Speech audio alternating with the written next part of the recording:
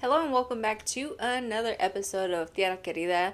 Today's mountain is Whistler Blackcomb Mountain. If you haven't already been there, I suggest you go. It has been named one of the best places to ski multiple times. So definitely add it to your list if you want to get a little bit more details and info on what to expect and what you need to know. Keep on watching.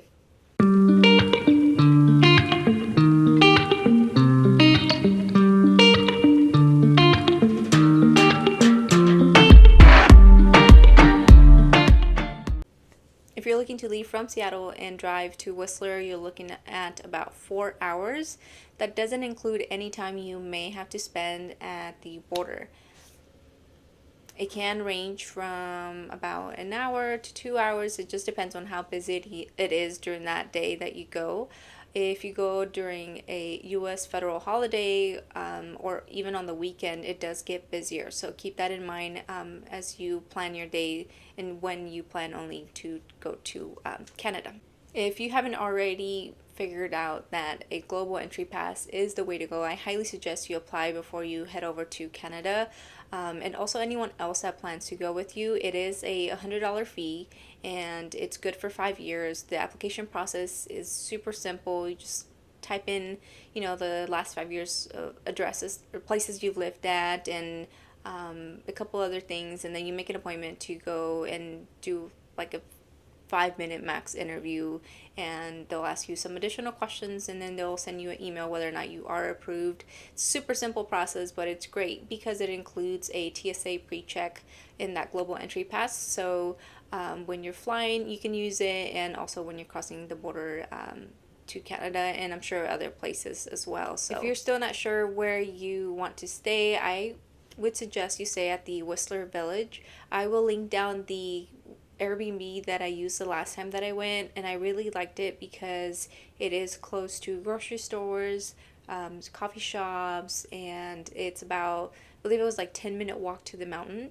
So if you need to carry your gear, it really won't be that far of a walk. Or if you need to rent some gear, the rental shops are along the way or at the base of the mountain for you. So I highly suggest you check out the link in the description for that Airbnb. There are a couple of restaurants that from my experience from the last time I went, they had some live DJs. So if you're looking for to eat somewhere that's a lot more quiet and relaxed, you might want to move away from the mountain, because I found that the restaurants that were a little bit closer to the mountain had DJs and things going, so it was a little bit more noisy. So if that's not what you're looking for, definitely kind of go towards the away from the mountain. The dining options range from Canadian, Italian, Mexican, and Asian food. I don't remember too many restaurants that I did eat except this one specific Italian restaurant that I highly suggest you go to. It's called Caminetto, and they do require reservations, so I highly suggest you book it as soon as you can. I will leave the link to the website or the restaurant's website in the description, so you can check it out. It's more of a dress-up type restaurant, so save it for a special occasion, or not even special. If you just want to eat somewhere nice in the evening time while you're there, highly suggest you try that restaurant.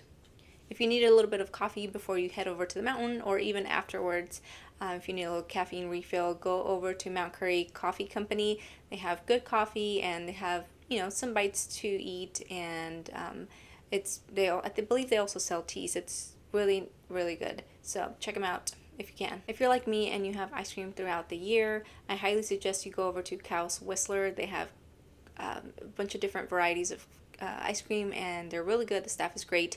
Do note that they don't have anywhere for you to sit inside, so you'll have to just grab your ice cream cone or cup and go walk around or sit down somewhere nearby.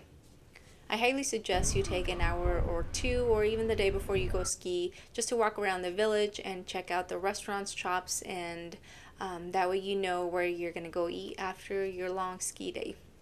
The Whistler Village has a good selection of different shops for you to rent your skis. So if you need to call around to find out what the best prices are, or if you want to wait till the day of, that's up to you. But I do encourage that you rent them ahead of time. because, you know, the mountain limits the amount of tickets that they sell. So you want to make sure that you're able to rent your gear in for that day that you are looking to go ski.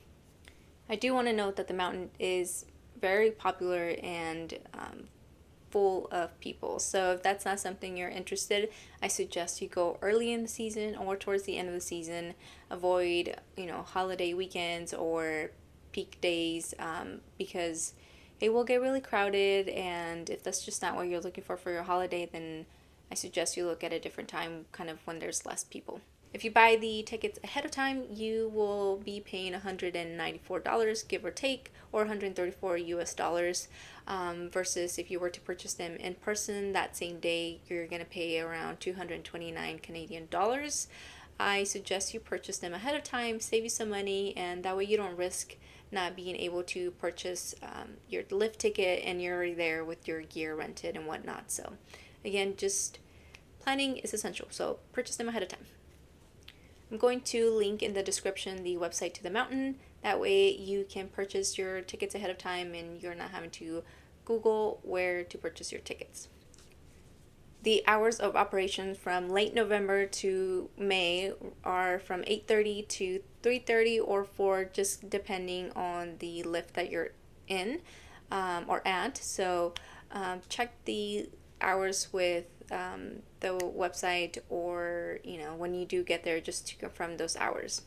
The average temperature ranges from -7 Celsius to 5 degrees Celsius, so I suggest you get yourself some warm jackets, or you know, if you happen to just forget your warm clothes, there's plenty of shops for you to purchase something, you know, from just your regular hoodie to your more waterproof ski snowboard gear. I hope this video helped you plan your ski trip to Whistler Blackcomb. If you're interested in skiing other locations like Stevens Pass or even Alyeska, check out my playlist for ski locations and watch those videos and see if you can find any information that might be helpful to planning your trip. I'll see you on the next one. Bye!